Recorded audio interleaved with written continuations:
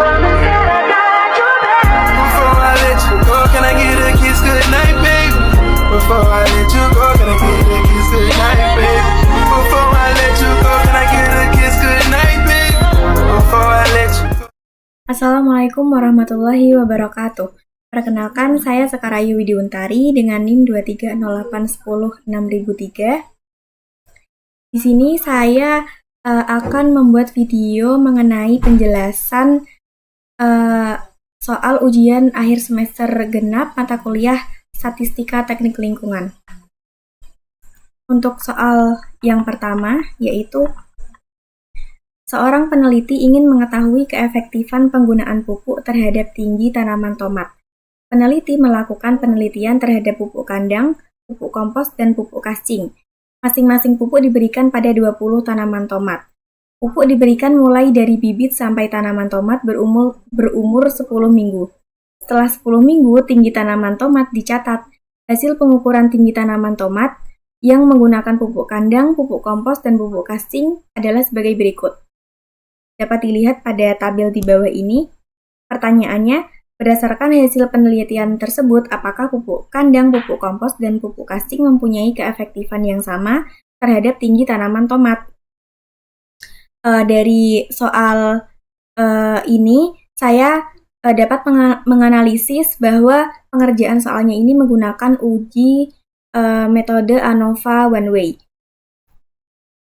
Untuk pertama kalinya, saya sudah mengerjakan dengan menggunakan pengerjaan secara manual.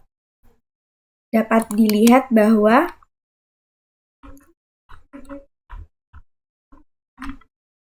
didapatkan nolnya yaitu diterima ataupun efektif. Kesimpulannya, pupuk kandang, pupuk kompos, dan pupuk kascing mempunyai keefektifan yang sama terhadap tinggi tanaman tomat. Nah, untuk mengetahui apakah pengerjaan saya ini sudah benar ataupun belum, saya menggunakan menggunakan software SPSS untuk mengetahui bahwa pengerjaan saya ini dalam pengerjaan SPSS maupun pengerjaan secara manual ini sama ataupun tidak. Tetapi sebelumnya saya sudah mengopi data dari soal ke Excel untuk disalin ke software SPSS. Yang pertama, kita blok semuanya, data-datanya dari pupuk kandang, pupuk kompos, dan juga pupuk kascing. Di Ctrl C. Lalu kita buka software SPSS-nya.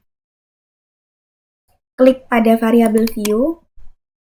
Yang pertama namanya pupuk. Yang kedua yaitu tinggi. Untuk desimalnya kita buat dienolkan semua. Untuk label pupuk kita beri nama jenis pupuk. Mengapa kita beri nama jenis pupuk? Karena di soal kita diketahui bahwa terdapat 3 jenis pupuk. Untuk nama tinggi kita beri label nama tanaman tomat.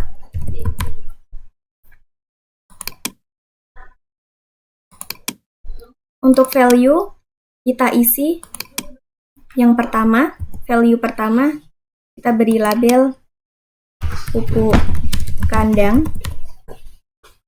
Lalu kita add.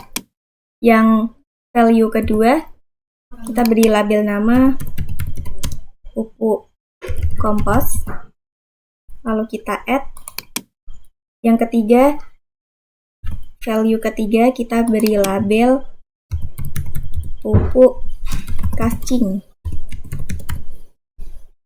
Lalu kita add. Lalu okekan.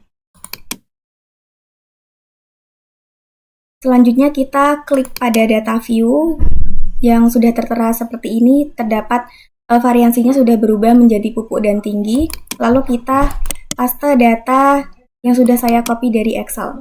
Nah, sudah terlihat seperti ini. Yang pertama kita akan menentukan sebelum kita menentukan menggunakan metode uji ANOVA one way, kita menggunakan uji normalitas, uji normalitas. Bahwasanya mengapa kita memakai uji normalitas? Bahwasanya sebelum kita uji ANOVA, kita menggunakan uji normalitas untuk mengetahui apakah datanya ini dia berdistribusi normal ataupun tidak. Caranya yaitu klik Analyze, klik Descriptive Statistic, klik Explore. Untuk jenis pupuk kita masukkan pada faktor list. Dan tanaman tomat kita masukkan ke dependent list. Untuk labelnya, kita beri nama pupuk.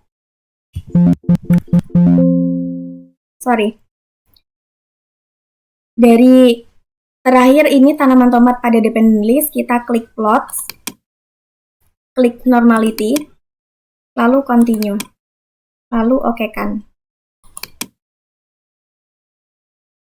Nah, sudah terlihat bahwa di sini terdapat tabel test of normality.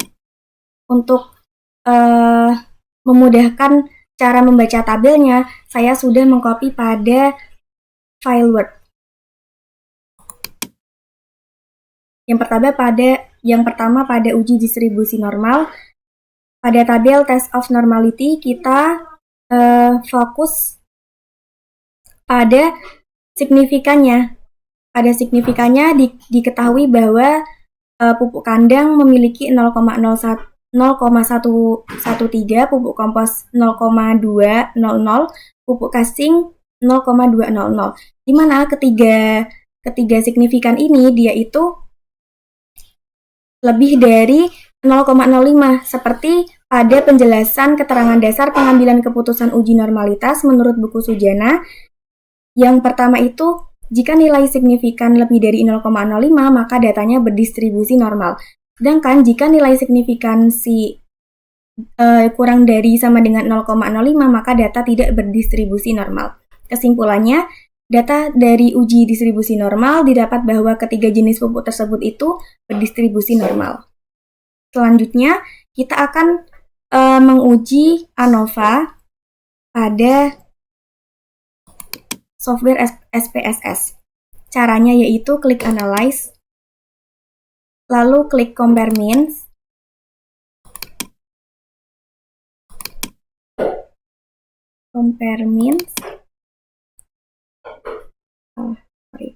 lalu klik Go and Weigh ANOVA. Untuk jenis pupuknya kita masukkan ke dalam kolom faktor, lalu tanaman tomatnya kita masukkan ke dalam dependent list.